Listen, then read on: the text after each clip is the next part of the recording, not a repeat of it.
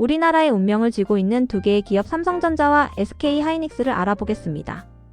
2026년 1월 대한민국 증시가 완전히 달아올랐습니다.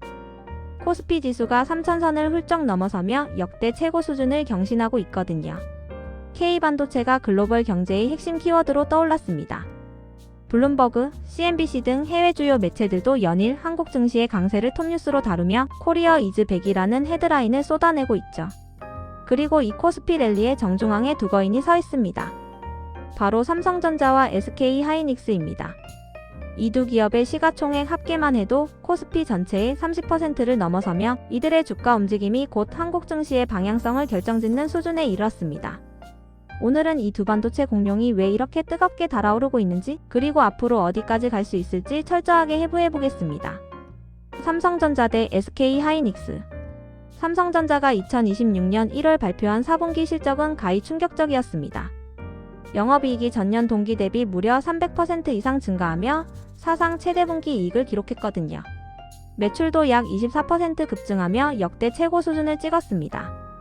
증권가 애널리스트들조차 예상보다 훨씬 좋다며 깜짝 놀랄 정도였죠. 삼성전자의 강점은 종합성에 있습니다.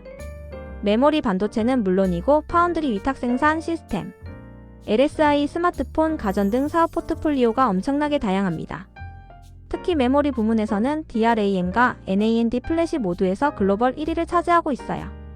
전체 메모리 시장의 약 40% 이상을 삼성전자가 장악하고 있다고 보면 됩니다. 최근 실적 폭발의 핵심은 AI 서버용 메모리 수요입니다.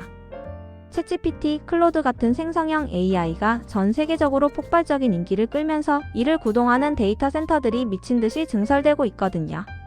그리고 이 AI 서버들은 기존 서버보다 몇 배나 많은 메모리를 필요로 합니다. 삼성전자는 이 수요를 정확히 겨냥해서 HBM329 대역폭 메모리 3세대 개량형화 DDR5 서버 DRAM 생산을 최대로 끌어올렸고, 그 결과가 바로 이번 실적 서프라이즈로 나타난 겁니다. 여기에 파운드리 사업도 턴어라운드 조짐을 보이고 있습니다. 삼성전자는 그동안 TSMC에 밀려 고전했지만 최근 3나노 공정 수율이 크게 개선되면서 주요 고객사들의 신뢰를 회복하고 있어요. 특히 퀄컴, AMD 등과의 계약이 확대되면서 파운드리 부문도 2026년 하반기부터는 본격적인 흑자 전환이 예상됩니다. 주가는 이런 기대를 반영해서 연초 이후 약 38% 급등했습니다. 1월 초만 해도 5만원대 초중반에서 거래되던 주가가 지금은 7만원을 돌파하며 8만원을 노크하고 있죠. JP모건, 골드만삭스 등 글로벌 투자은행들은 삼성전자 목표 주가를 26만원까지 제시하며 아직도 저평가 구간이라는 분석을 내놓고 있습니다. HBM의 절대강자 SK하이닉스는 더욱 극적입니다. 4분기 영업이익이 무려 19조원대를 기록하며 분기 기준 사상 최대 실적을 달성했거든요. 이는 전년 동기 대비 2배 이상 증가한 수치이며 시장 예상치마저 30%가량 상회한 깜짝 실적이었습니다. 연간 기준으로도 매출과 영업이익 모두 역대 최고치를 경신했죠. SK하이닉스의 진짜 무기는 HBM입니다. HBM은 AI GPU의 필수적인 메모리인데 엔비디아의 H100, H200 최신 B100 GPU에 들어가는 HBM의 약 60% 이상을 SK하이닉스가 공급하고 있습니다. 사실상 독점에 가까운 수준이죠. 삼성전자도 HBM을 생산하지만 현재 기술력과 수율 면에서 SK하이닉스가 한 발 앞서 있다는 게 업계의 평가입니다. 특히 HBM3이 12단, 16단 제품은 SK하이닉스만이 안정적으로 양산할 수 있는 수준이에요. 이 기술 격차 덕분에 엔비디아, AMD, 구글 같은 빅테크 기업들이 줄을 서서 주문하고 있고 2026년 상반기까지 이미 물량이 다 팔린 상태입니다. 심지어 2026년 하반기 물량도 90% 이상 선주문이 들어왔다는 업계 소식도 있죠. 여기에 SK하이닉스는 공격적인 주주환원 정책까지 발표했습니다. 1조원 규모의 배당과 자사주 매입을 실시하고 보유 중인 자사주 2.1%를 전량 소각하겠다고 선언했거든요. 이는 주당 가치를 즉각 높이는 효과가 있어서 발표 당일 주가가 장전부터 4% 넘게 급등했습니다. 주가는 연초 이후 약 32% 상승하며 현재 20만원대에서 거래되고 있습니다. 불과 2년 전만 해도 7에서 8만원대에서 허덕이던 주가가 이제는 25만원. 돌파도 시간 문제라는 분석이 지배적입니다. 모건 스탠리는 SK하이닉스 목표 주가를 28만원으로 제시하며 HBM 슈퍼사이클이 최소 2027년까지 지속될 것이라고 전망했습니다. 두거인의 차별화 전략. 삼성전자와 SK하이닉스는 같은 메모리 반도체 업체지만 전략이 확연히 다릅니다. 삼성전자는 풀라인업 전략을 취하고 있어요. DRAM, NAND, HBM, 파운드리, 시스템 반도체 등 모든 영역에서 경쟁력을 갖추려고 합니다. 이는 위험 분산 효과가 크지만 각 분야에서 1등을 하기는 어렵다는 단점도 있죠. 반면 SK하이닉스는 선택과 집중 전략입니다. HBM과 서버 DRAM에 자원을 집중 투자하면서 이 분야에서만큼은 절대적인 1위를 차지하겠다는 전략이에요. NAND 플래시 사업은 솔리다인 매각을 통해 정리했고 오로지 DRAM과 HBM에만 올인하고 있습니다. 이런 집중 전략이 현재 AI 붐과 정확히 맞아떨어지면서 폭발적인 성과를 내고 있는 겁니다. 기술 경쟁력 면에서 보면 HBM은 SK하이닉스가 앞서고 NAND와 파운드리는 삼성전자가 우위에 있습니다. DRAM은 두 회사가 거의 비등한 수준이고요. 하지만 현재 시장에서 가장 뜨거운 분야가 HBM이다 보니 SK하이닉스의 주가 모멘텀이 더 강력하게 나타나고 있는 상황입니다. 왜 지금 이렇게 뜨거운 걸까요? 근본적인 이유는 단 하나, AI입니다. 2022년 말 챗GPT 출시 이후 생성형 AI 시장이 폭발적으로 성장하면서 전 세계 빅테크 기업들이 AI 인프라에 천문학적인 투자를 쏟아붓고 있거든요. 마이크로소프트, 구글, 미터, 애머잔 등이 2026년에만 총 5천억 달러, 약 700조 원 이상을 AI 데이터 센터 구축에 투자할 계획입니다. 이 AI 서버들은 기존 서버와 차원이 다릅니다. 엔비디아 H100 서버 한 대에는 HBM이 80GB씩 들어가고 최신 B100에는 무려 192GB가 탑재됩니다. 여기에 시스템 메모리로 DDR5, DRAM이 수백 GB씩 추가로 필요하죠. 즉 AI 서버일 때가 일반 서버 10대 이상의 메모리를 소비하는 겁니다. 문제는 이 HBM과 고성능 DRAM을 만들 수 있는 회사가 전 세계의 삼성전자, SK하이닉스, 미국의 마이크론 이렇게 딱 3개밖에 없다는 점입니다. 그나마도 기술력과 생산 능력에서는 한국의 두 회사가 압도적이에요. 삼성전자와 SK하이닉스가 합쳐서 글로벌 HBM 시장의 약 85% 이상을 장악하고 있거든요.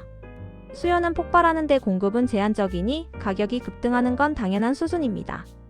HBM3이 가격은 2024년 대비 약 4,050% 상승했고 DDR5 서버 DRAM도 30% 이상 올랐습니다. 게다가 2026년 하반기까지 이미 물량이 선주문된 상태라 가격 협상력도 완전히 메모리 업체들이 쥐고 있죠. 실적 서프라이즈의 연쇄 폭발. 투자자들이 열광하는 또 다른 이유는 실적 가시성입니다. 과거 반도체 업종은 변동성이 너무 커서 예측이 어려웠어요. 호황과 불황이 급격하게 교차하면서 실적 추정치가 매번 크게 빗나가곤 했죠. 그런데 이번 사이클은 다릅니다. 삼성전자와 SK하이닉스 모두 4분기 실적이 시장 예상을 크게 웃돌았고 1분기 가이던스도 매우 긍정적입니다. 특히 SK하이닉스는 2026년 1분기 영업이익이 4분기와 비슷하거나 더 높을 수 있다는 전망을 내놨어요. 보통 1분기는 비수기인데도 말이죠. 이는 AI 수요가 계절성을 완전히 무시하고 있다는 뜻입니다. 증권사 애널리스트들도 연이어 목표 주가를 상향 조정하고 있습니다. 삼성전자는 평균 목표 주가가 22만원에서 26만원으로 SK하이닉스는 20만원에서 25만원으로 급상승했죠. 일부 공격적인 애널리스트는 삼성전자 30만원, SK하이닉스 30만원까지도 가능하다는 시나리오를 제시하고 있습니다. 외국인 투자자들의 움직임도 주목할 만합니다. 1월 들어 외국인들이 삼성전자와 SK하이닉스를 합쳐 약 8조 원어치 넘게 순매수했거든요. 하루에 수천억 원씩 쓸어담는 날도 여러 번 있었습니다. 이는 글로벌 자금이 한국 반도체가 진짜다라고 판단했다는 강력한 신호예요. 특히 미국과 유럽의 대형 연기금, 헤지펀드들이 한국 반도체를 적극 편입하고 있습니다. 블랙라크, 뱅가드, 퍼델러티 같은 글로벌 자산 운용사들이 삼성전자와 SK하이닉스 지분을 계속 늘리고 있죠. 이들은 단기 차익을 노리는 게 아니라 장기 성장 스토리를 믿고 투자하는 장기 투자자들입니다. 미래는 어디로?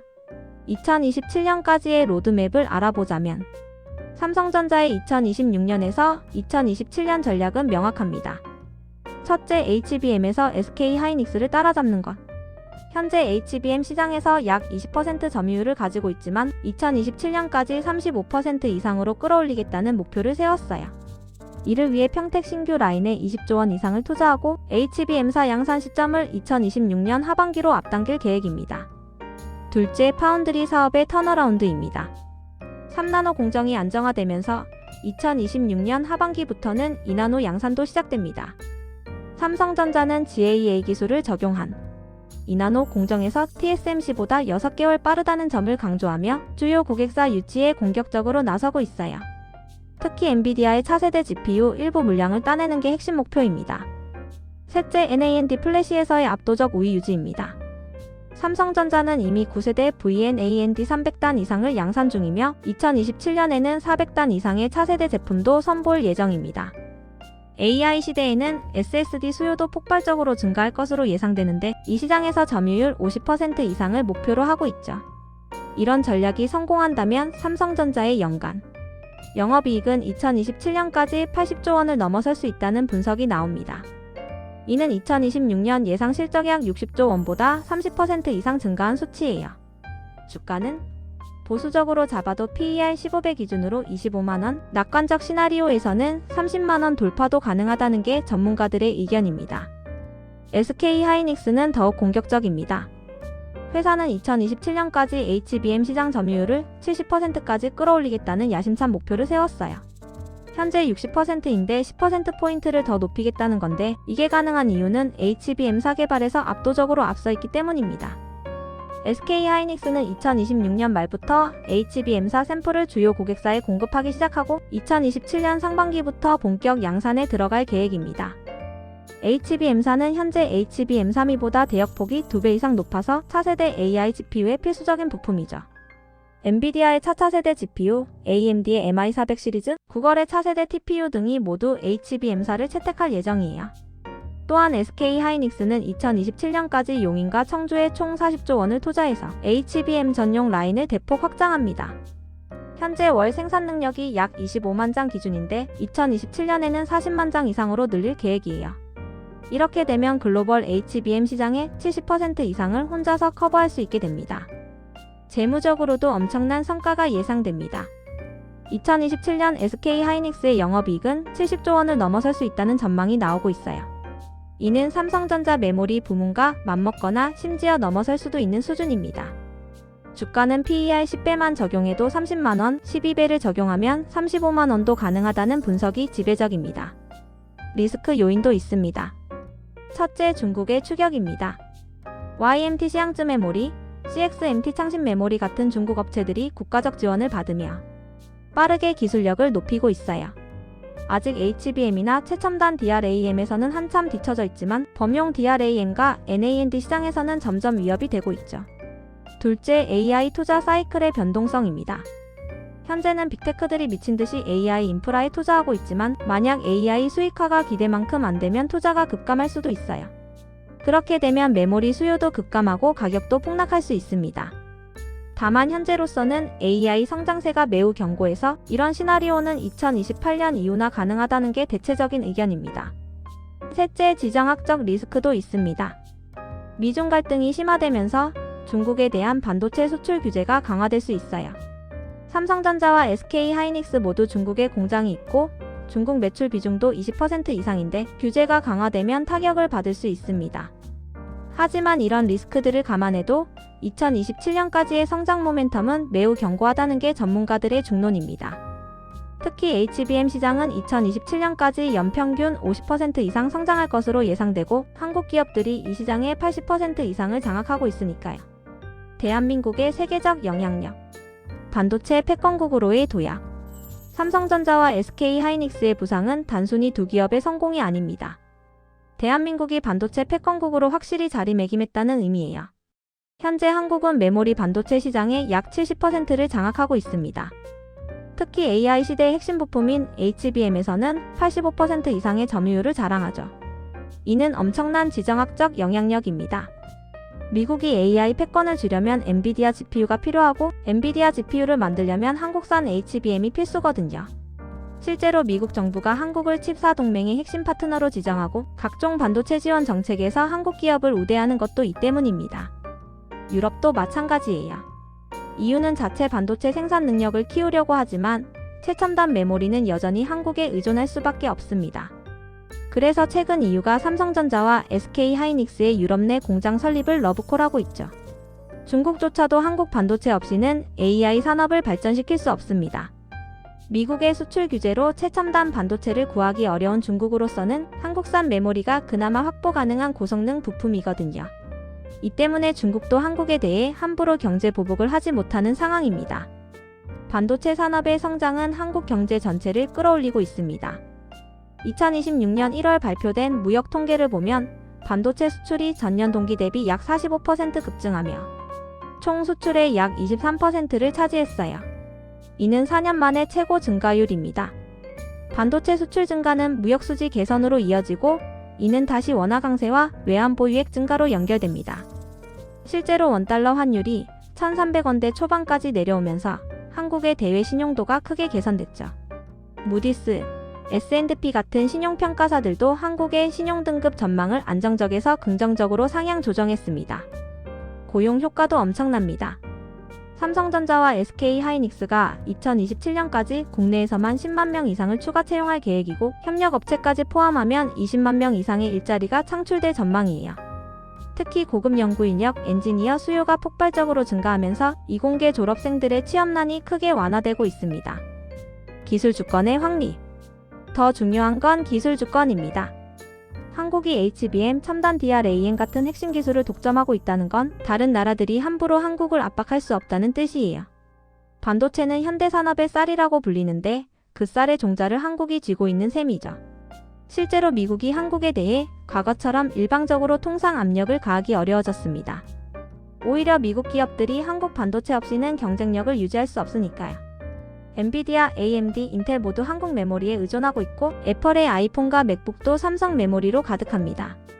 이런 기술 주권은 장기적으로 한국의 국제적 위상을 크게 높일 겁니다. 단순히 미국이나 중국의 하위 파트너가 아니라 독자적인 협상력을 가진 핵심 국가로 인정받게 되는 거죠. 실제로 최근 지칠회의에 한국이 게스트로 초청되고 각종 국제회의에서 한국의 발언권이 강화되는 것도 이런 맥락입니다. 지금부터 4년에서 5년 후인 2030년 대한민국은 어떤 모습일까요? 반도체 패권을 기반으로 한국은 GDP 세계 7위권으로 도약하고 1인당 국민소득은 5만 달러를 넘어설 것으로 전망됩니다. 특히 주목할 점은 산업 구조의 변화입니다.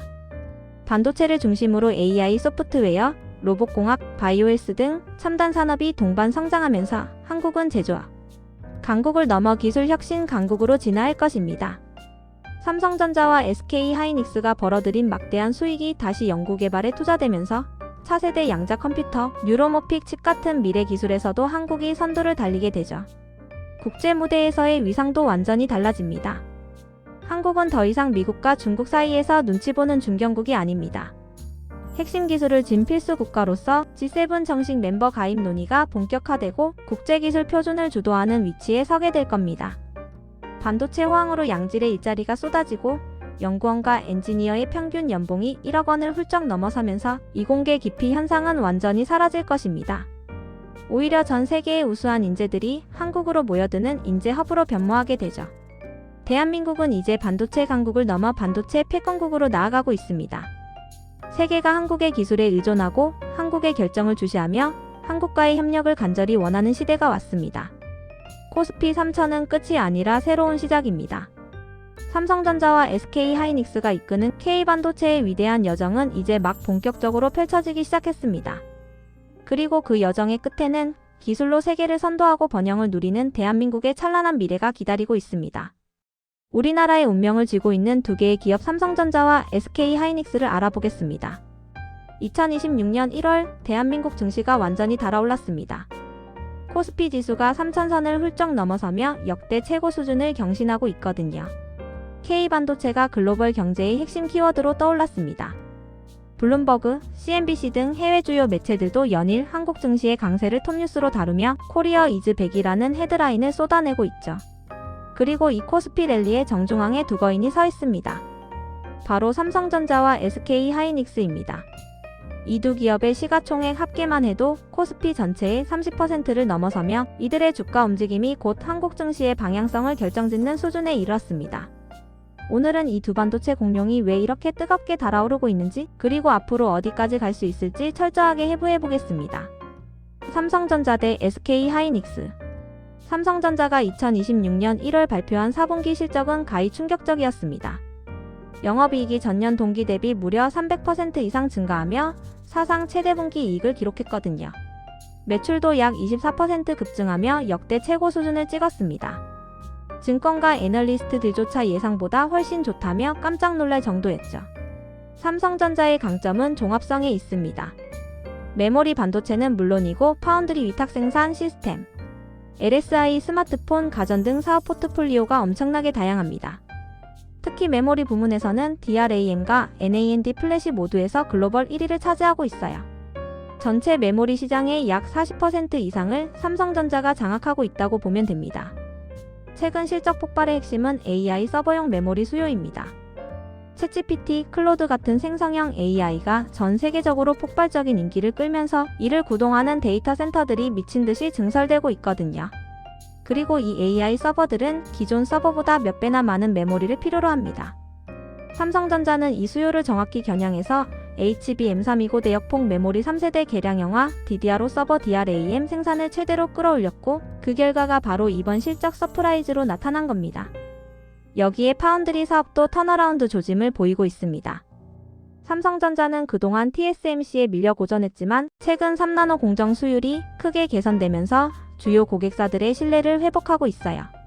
특히 퀄컴, AMD 등과의 계약이 확대되면서 파운드리 부문도 2026년 하반기부터는 본격적인 흑자 전환이 예상됩니다. 주가는 이런 기대를 반영해서 연초 이후 약 38% 급등했습니다.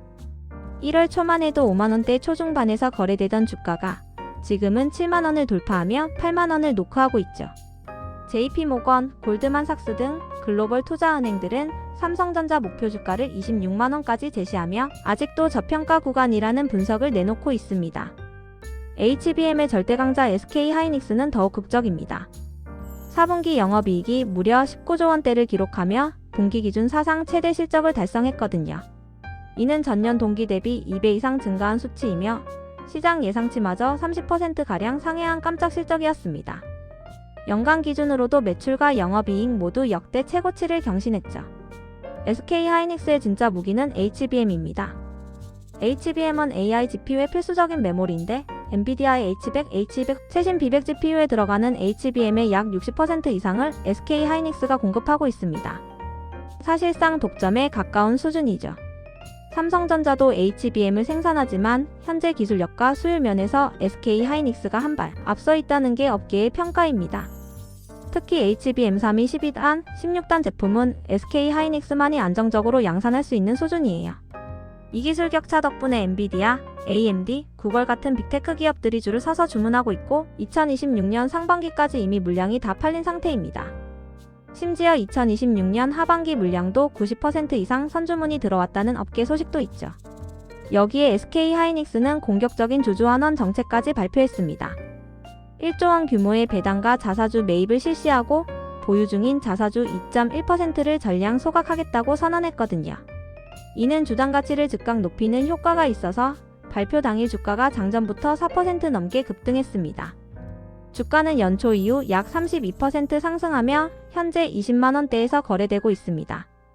불과 2년 전만 해도 7에서 8만원대에서 허덕이던 주가가 이제는 25만원. 돌파도 시간 문제라는 분석이 지배적입니다. 모건 스탠리는 SK하이닉스 목표 주가를 28만원으로 제시하며 HBM 슈퍼사이클이 최소 2027년까지 지속될 것이라고 전망했습니다. 두거인의 차별화 전략.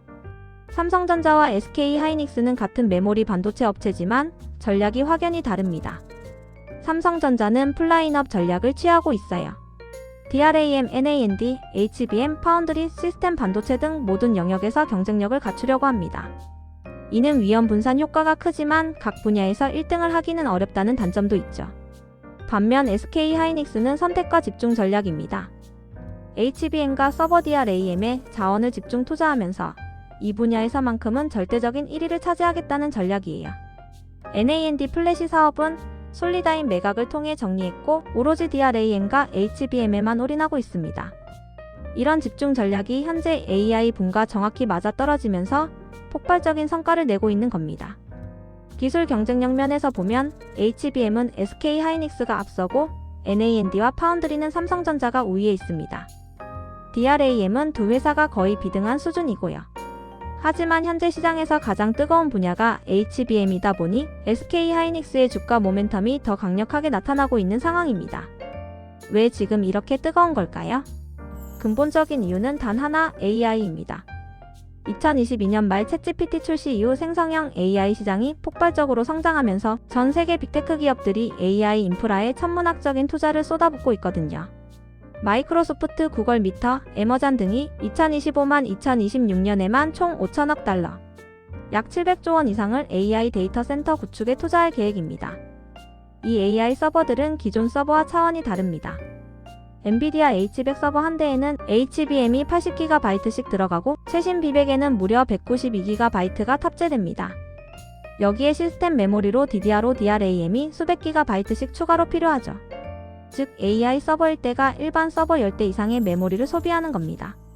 문제는 이 HBM과 고성능 DRAM을 만들 수 있는 회사가 전 세계의 삼성전자, SK하이닉스, 미국의 마이크론 이렇게 딱 3개밖에 없다는 점입니다.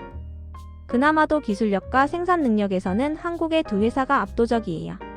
삼성전자와 SK하이닉스가 합쳐서 글로벌 HBM 시장의 약 85% 이상을 장악하고 있거든요. 수요는 폭발하는데 공급은 제한적이니 가격이 급등하는 건 당연한 수순입니다. HBM3이 가격은 2024년 대비 약 4,050% 상승했고 DDR5 서버 DRAM도 30% 이상 올랐습니다. 게다가 2026년 하반기까지 이미 물량이 선주문된 상태라 가격 협상력도 완전히 메모리 업체들이 쥐고 있죠. 실적 서프라이즈의 연쇄 폭발. 투자자들이 열광하는 또 다른 이유는 실적 가시성입니다. 과거 반도체 업종은 변동성이 너무 커서 예측이 어려웠어요. 호황과 불황이 급격하게 교차하면서 실적 추정치가 매번 크게 빗나가곤 했죠. 그런데 이번 사이클은 다릅니다. 삼성전자와 SK하이닉스 모두 4분기 실적이 시장 예상을 크게 웃돌았고 1분기 가이던스도 매우 긍정적입니다. 특히 SK하이닉스는 2026년 1분기 영업이익이 4분기와 비슷하거나 더 높을 수 있다는 전망을 내놨어요. 보통 1분기는 비수기인데도 말이죠. 이는 AI 수요가 계절성을 완전히 무시하고 있다는 뜻입니다.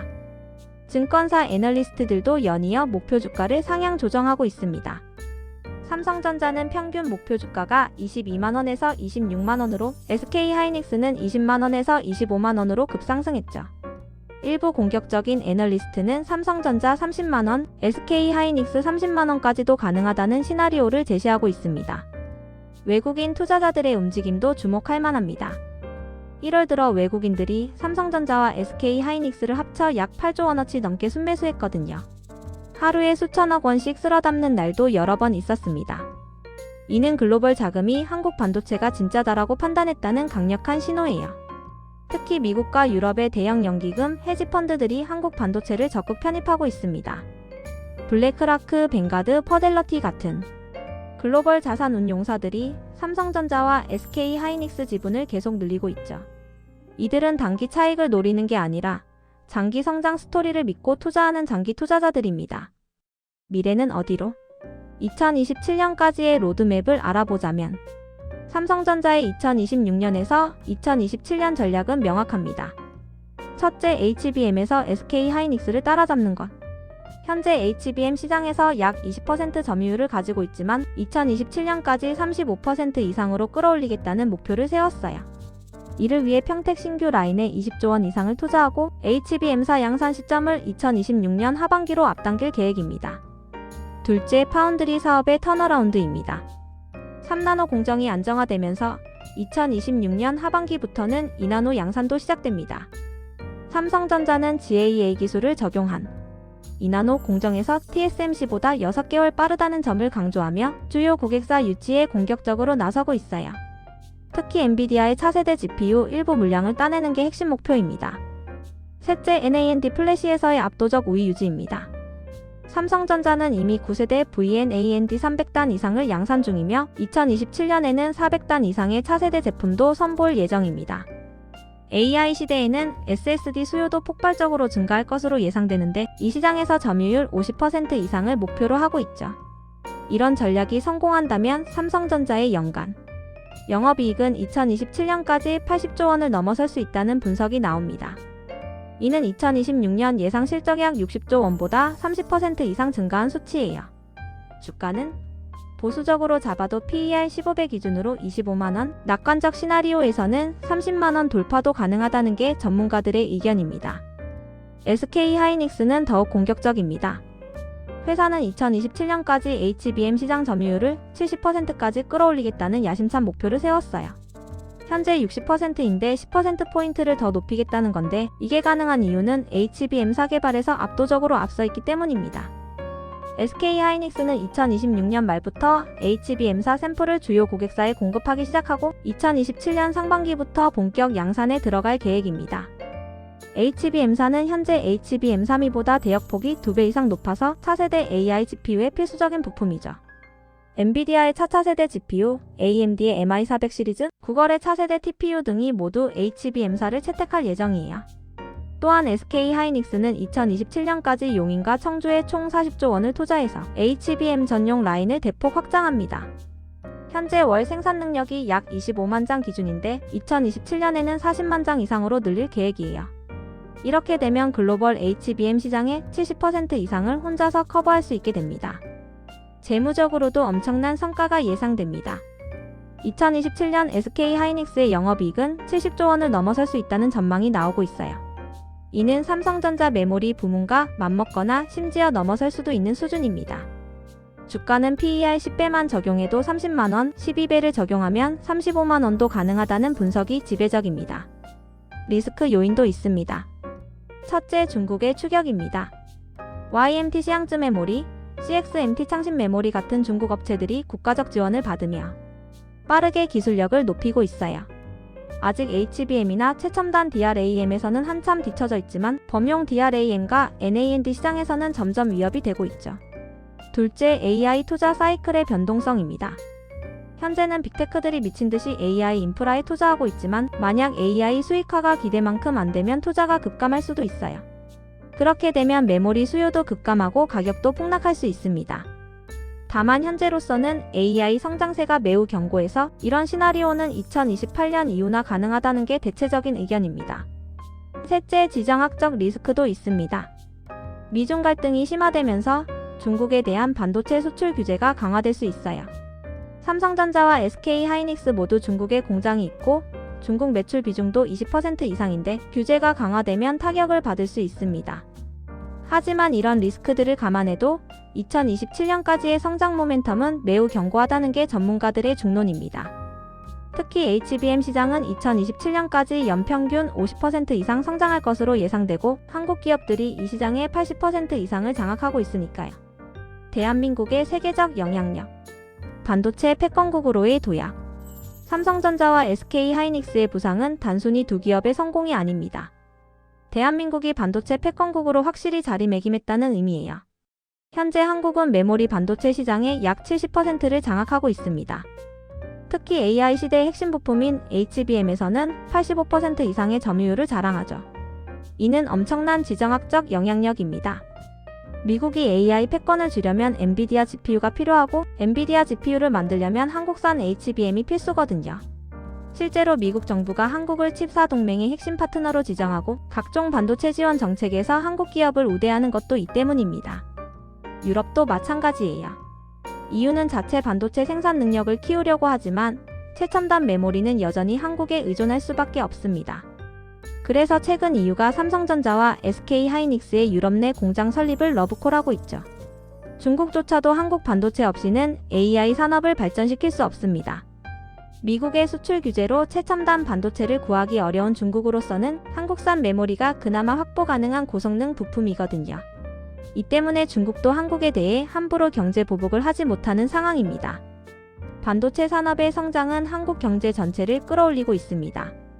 2026년 1월 발표된 무역 통계를 보면 반도체 수출이 전년 동기 대비 약 45% 급증하며 총 수출의 약 23%를 차지했어요. 이는 4년 만에 최고 증가율입니다.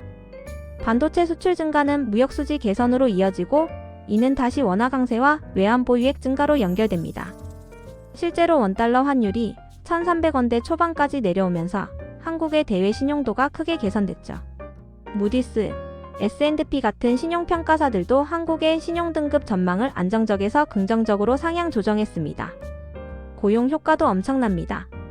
삼성전자와 SK하이닉스가 2027년까지 국내에서만 10만 명 이상을 추가 채용할 계획이고 협력업체까지 포함하면 20만 명 이상의 일자리가 창출될 전망이에요. 특히 고급 연구 인력, 엔지니어 수요가 폭발적으로 증가하면서 이공계 졸업생들의 취업난이 크게 완화되고 있습니다. 기술 주권의 확립. 더 중요한 건 기술 주권입니다. 한국이 HBM, 첨단 DRAM 같은 핵심 기술을 독점하고 있다는 건 다른 나라들이 함부로 한국을 압박할 수 없다는 뜻이에요. 반도체는 현대산업의 쌀이라고 불리는데 그 쌀의 종자를 한국이 쥐고 있는 셈이죠. 실제로 미국이 한국에 대해 과거처럼 일방적으로 통상 압력을 가하기 어려워졌습니다. 오히려 미국 기업들이 한국 반도체 없이는 경쟁력을 유지할 수 없으니까요. 엔비디아, AMD, 인텔 모두 한국 메모리에 의존하고 있고 애플의 아이폰과 맥북도 삼성 메모리로 가득합니다.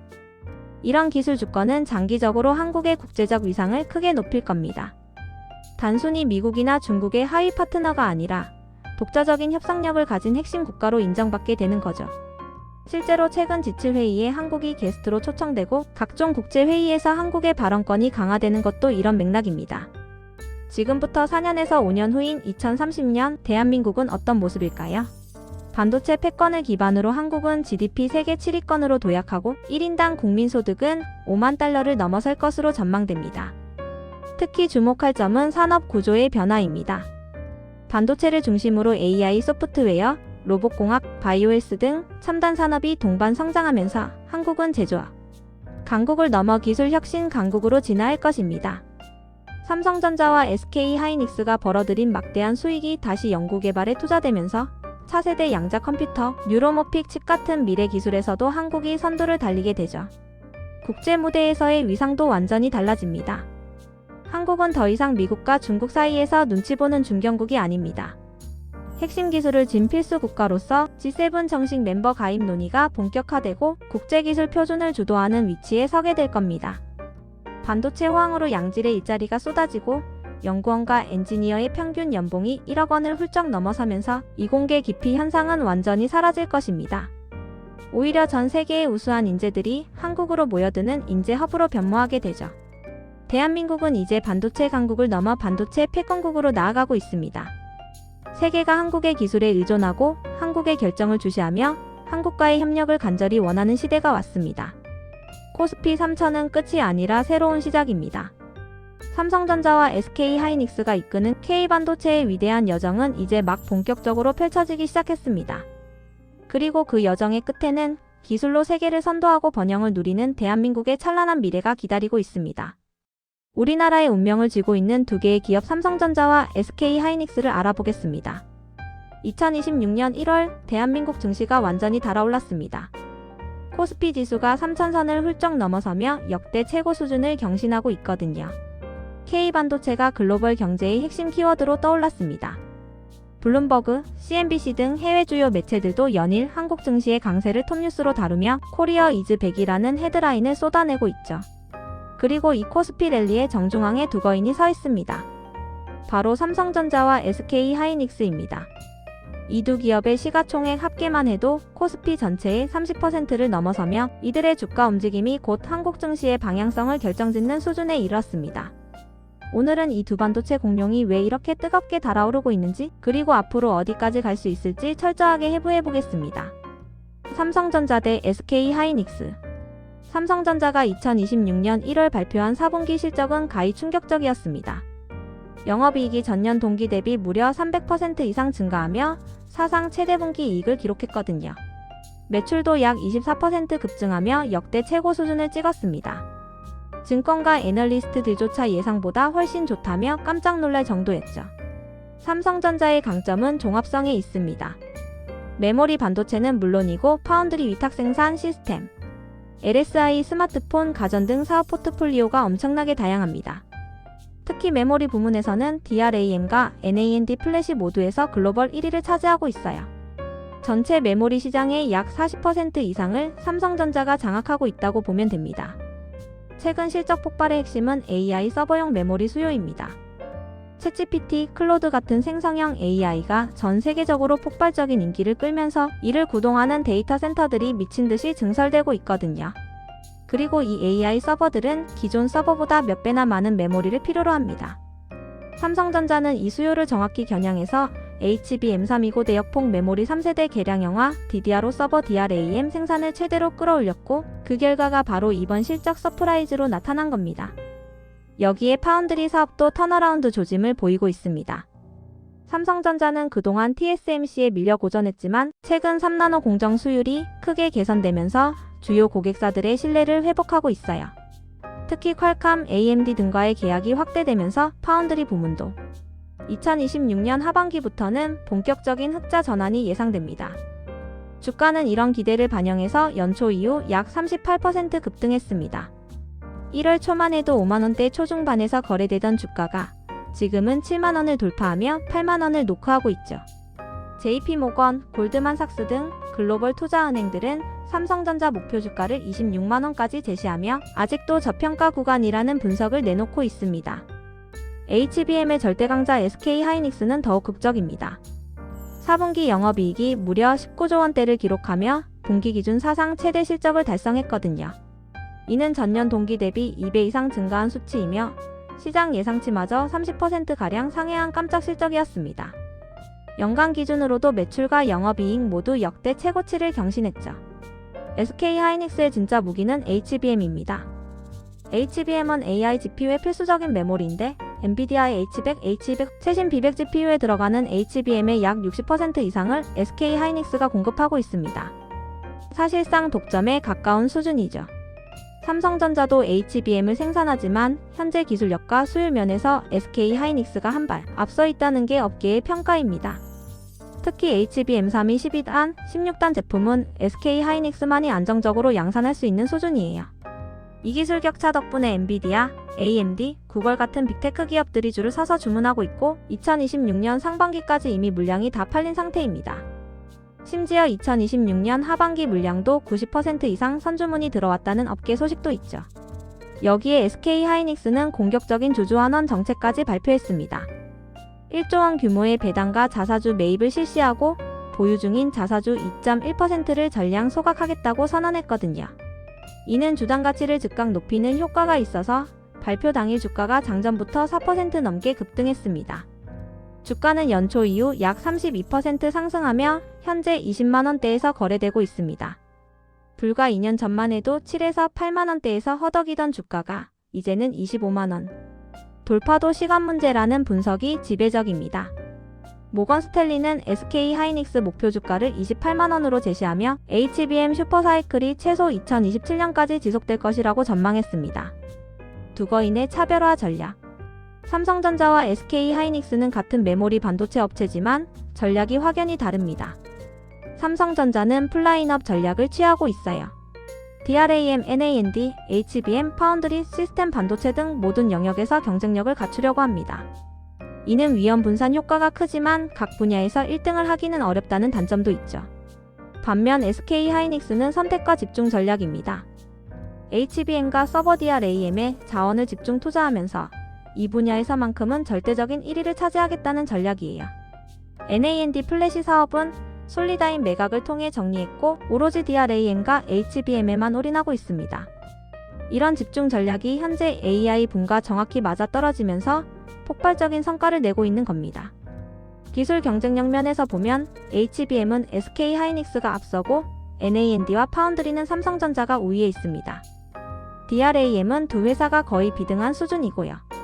하지만 현재 시장에서 가장 뜨거운 분야가 HBM이다 보니 SK하이닉스의 주가 모멘텀이 더 강력하게 나타나고 있는 상황입니다. 왜 지금 이렇게 뜨거운 걸까요? 근본적인 이유는 단 하나, AI입니다.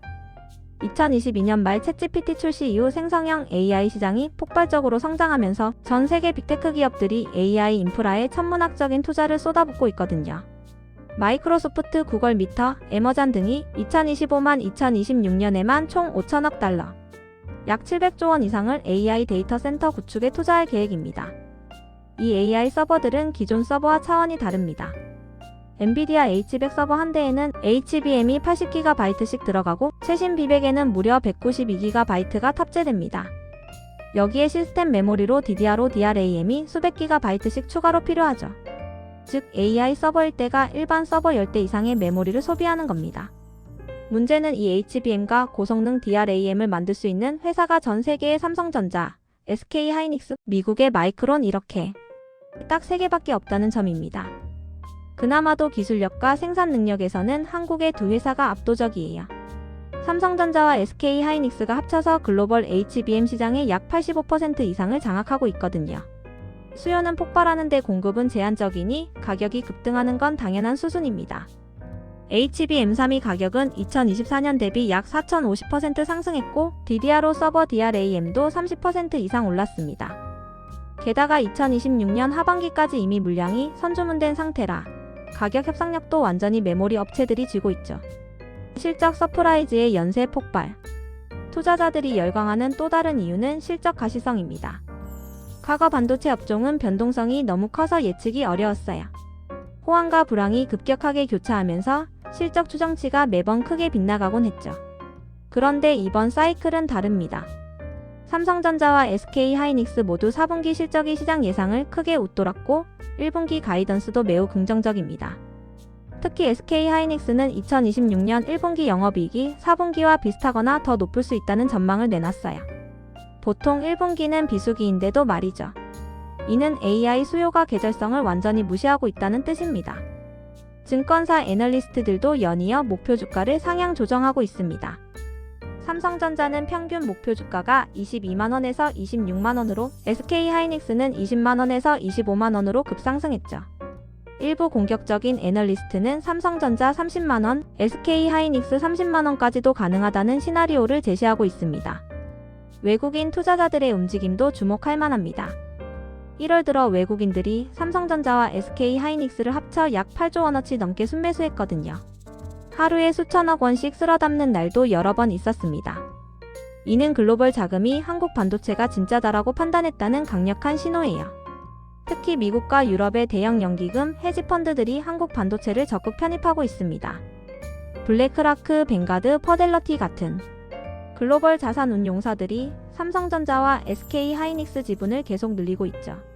이들은 단기 차익을 노리는 게 아니라 장기 성장 스토리를 믿고 투자하는 장기 투자자들입니다. 미래는 어디로?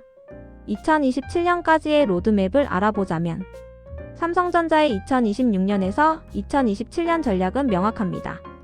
첫째, HBM에서 SK하이닉스를 따라잡는 것. 현재 HBM 시장에서 약 20% 점유율을 가지고 있지만 2027년까지 35% 이상으로 끌어올리겠다는 목표를 세웠어요. 이를 위해 평택 신규 라인에 20조 원 이상을 투자하고 HBM사 양산 시점을 2026년 하반기로 앞당길 계획입니다. 둘째, 파운드리 사업의 턴어라운드입니다. 3나노 공정이 안정화되면서 2026년 하반기부터는 2나노 양산도 시작됩니다. 삼성전자는 GAA 기술을 적용한 2나노 공정에서 TSMC보다 6개월 빠르다는 점을 강조하며 주요 고객사 유치에 공격적으로 나서고 있어요. 특히 엔비디아의 차세대 GPU 일부 물량을 따내는 게 핵심 목표입니다. 셋째, NAND 플래시에서의 압도적 우위 유지입니다. 삼성전자는 이미 9세대 VNAND 300단 이상을 양산 중이며 2027년에는 400단 이상의 차세대 제품도 선보일 예정입니다. AI 시대에는 SSD 수요도 폭발적으로 증가할 것으로 예상되는데 이 시장에서 점유율 50% 이상을 목표로 하고 있죠.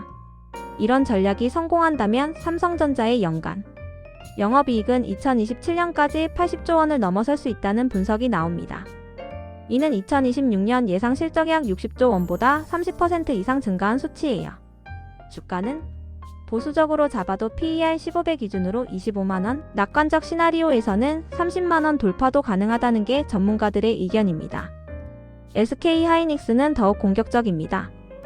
회사는 2027년까지 HBM 시장 점유율을 70%까지 끌어올리겠다는 야심찬 목표를 세웠어요. 현재 60%인데 10%포인트를 더 높이겠다는 건데 이게 가능한 이유는 HBM사 개발에서 압도적으로 앞서 있기 때문입니다. SK하이닉스는 2026년 말부터 HBM사 샘플을 주요 고객사에 공급하기 시작하고 2027년 상반기부터 본격 양산에 들어갈 계획입니다.